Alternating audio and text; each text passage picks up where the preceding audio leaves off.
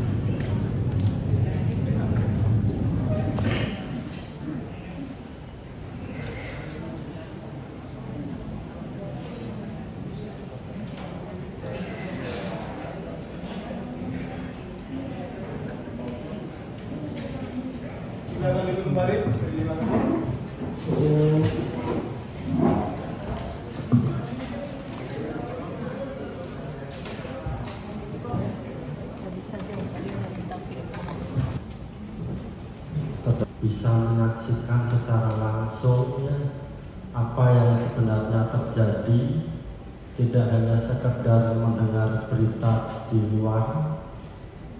Oleh karenanya kesempatan yang ada tolong dipergunakan sebaik-baiknya untuk memperhatikan segala sesuatunya dan tidak malah mengganggu jalannya persidangan tersebut dan membawa hasil dari Rumah Sakit Adiaksa yang mulia, di mana dengan ini kami membawa surat keterangan nomor B 0134 YM RSA yang bertanda tangan di bawah ini dengan nama Dr. Iren Sri Miranti, menerangkan kondisi medis pasien, nama Nyonya Nikita Mirzani, tanggal lahir 17 Maret 1986, diagnosis low appetite, dyspepsia dan myalgia.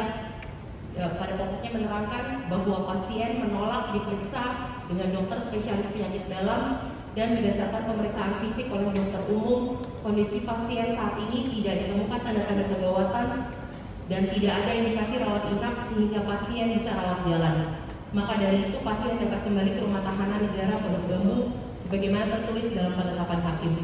Dan kami menyertakan penolakan tindakan kedokteran dan penolakan tindakan kedokteran medis yang ditandatangani oleh terdakwa yang mulia.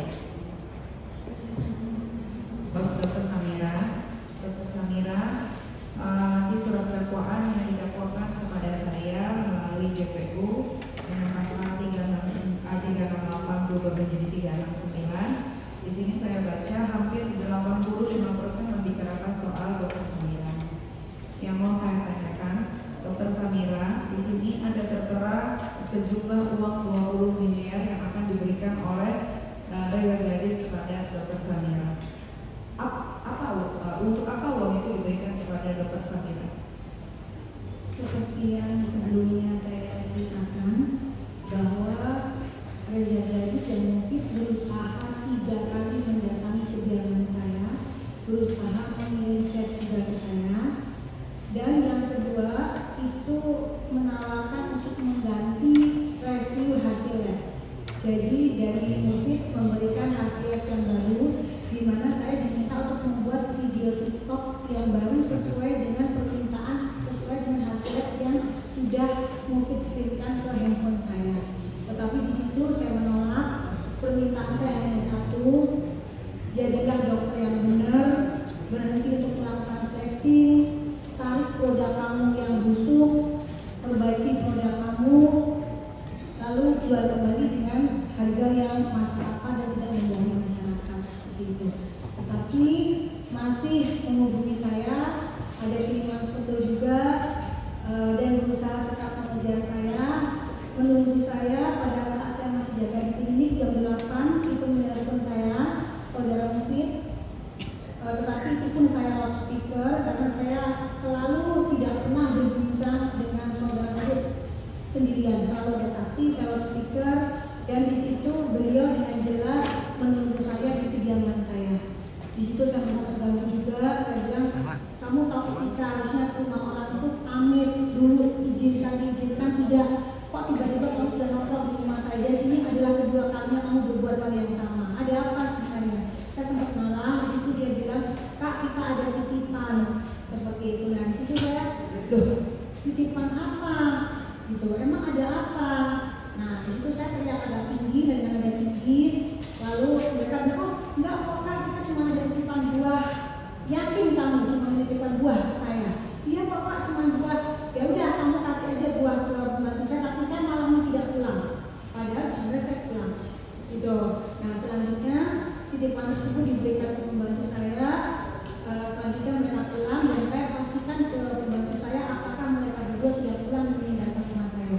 Begitu meninggalkan rumah saya baru saya pulang di klinik. Oke. Dokter Samira, dan sebetulnya saya tidak tahu bahwa saya dilaporkan karena dari tanggal 14 melalui komunikasi Reza yang selalu menelpon Mail dan Reza yang selalu menghapus Mail untuk menyebutkan harga dari tanggal 14 ke 15 dan di bulan Desember setelah saya baca BAP ternyata saya dilaporkan di tanggal 3 Desember. Saya tidak tahu sama sekali laporan itu, tapi yang saya tahu adalah waktu itu di pertengahan Desember Dokter Samira sempat berjumpa dengan Dokter Oki di suatu acara, saya tidak tahu nama acaranya apa. Dia bilang ke saya bahwasannya Dokter Samira bilang saya ada di WhatsApp grup dokter yang bernama, WhatsApp grupnya itu yang bernama Perdesti. Perdesti itu apa dokter? Perkumpulan Dokter Estetika Indonesia. Berarti di situ semuanya ini dokter-dokter ya? Dokter-dokter. Betul. Nah, di chat tersebut yang saya dapatkan dari Dokter Samira saat itu, Dokter Samira mengirimkan kepada saya dan saya belum punya, tapi kebetulan handphone saya disita. Di situ saya baca memang Dokter Janet bilang bahwasannya Nikita dan Mail beserta Dokter Oki memeras Dokter Reza sebanyak 4 miliar rupiah. Lalu saya bertanya kepada Dokter Sud dari WhatsApp grup Perdesti ini. Karena sempat menjadi perbincangan yang sangat luas di kalangan dokter yang menurut saya ini adalah berita yang tidak benar. Kenapa? Karena memang seorang Janet itu adalah saat ini bukan lagi menjadi ketua Perdesti, tapi dia pernah menjabat sebagai ketua Perdesti, di mana saya mengenal beliau, saya pernah menjadi anggota dari Perdesti dan saya sempat ada konflik dengan beliau. Dan beliau memang menaruh dendam yang luar biasa kepada saya. Akhirnya saya keluar dari anggota tersebut dan saya memilih berpindah ke keanggotaan kecantikan yang lain hingga saat ini. Nah, tetapi teman-teman saya yang masih ada di Perdesti itu sangat mendukung perjuangan yang saat ini saya lakukan. Jadi pada saat ada chat seperti itu disebarkan di grup itu sangat tidak etis. Kenapa? Karena tidak ada satupun keputusan bahwa yang menentukan seorang MM adalah memeras seperti itu. Jadi saya kirim screenshot dari percakapan di Perdesti tersebut ke pimpinan Misalnya karena untuk mengkonfirmasi itu. Iya, dan di saat itulah saya meminta tolong kepada Manil untuk menanyakan langsung kepada Reza apa maksud dari Reza yang bilang saya dan Main ini memeras beliau. Dan saya baru tahu bahwa saya dilaporkan itu di bulan Januari ketika Mail digerebek, tapi digerebek oleh polisi cyber Polda Metro Jaya, hanya diambil handphonenya saja. Dan saya tahu laporan itu pun di kepolisian tahunya dari Dokter Samira sendiri. Ya, betul. Oke, sekarang yang berikutnya mau saya tanyakan, dokter tahu ini produk siapa saja? Itu produk dari Reza. Ini produk dari Reza. Ini produk dari Reza pernah dokter review sebelumnya? Yang sebagian yang warna merah itu yang ada yang warna merah ini yang tadi diberikan. Kenapa dokter mereview produk ini dok? Kalau boleh tahu? Karena memang itu saya tahu modelnya hanya 70.000, tetapi dijual dengan harga 1.500.000 yang menggunakan nama dokter, itu sangat mencoreng profesi dokter. Iya, dan dokter juga sempat tahu bahwasannya Reza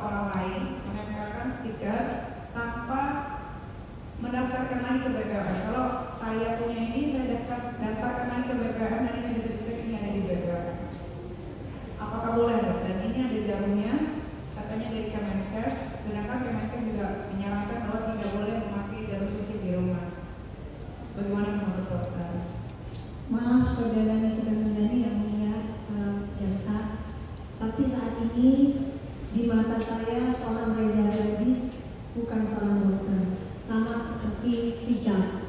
Mereka berdua adalah raja dan ratu fleksi. Di mata saya mereka bukan. Jadi sebentar saksi ya.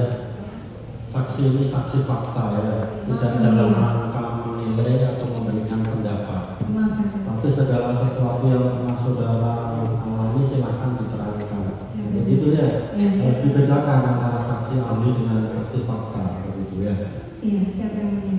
Jadi produk yang dipegang oleh saudara Nikita Mirzani itu adalah glowing booster cell. Itu adalah produk dari Rare Skin yang memang produksinya ada di Korea. Jadi Rare Skin itu pada saat masuk ke Indonesia itu memang memiliki izin edar. Seperti itu. Tetapi pada saat di-labeling oleh saudara Reza Gadis menjadi glowing booster cell itu adalah menyalahi aturan Badan POM karena tidak ada izin edar. Karena harusnya Rare Skin lah yang dijual oleh Reza Gadis. Dan di situ tidak boleh disertakan dengan jarum. Karena jarum itu berbeda dengan jarum yang digunakan sebagai jarum insulin. Insulin itu digunakan sekali pakai. Tapi produk yang disertakan di glowing booster adalah produk yang digunakan berulang kali di rumah tanpa disterilisasi lebih lanjut, sehingga beresiko untuk merusak wajah konsumen tersebut. Iya, dari kotak ini sudah dilihat bahwasanya tidak ada cara pemakaiannya, tapi kalau di produk Nikita Mirzani Skincare, di sini ada komposisinya, ada cara penggunaannya, ada diimpor oleh produsennya juga ada, karena luasannya juga ada, barcode-nya juga ada, penariannya juga ada, semuanya. Tapi kalau di sini ini kosongan. Apakah boleh dokter kita menempel produk orang menjadi produk kita tanpa seizin BPOM atau mendaftarkan ulang kepada BPOM? Tidak boleh sama sekali. Tidak boleh. Terima kasih dokter Samia. Ya, cukup yang mulia.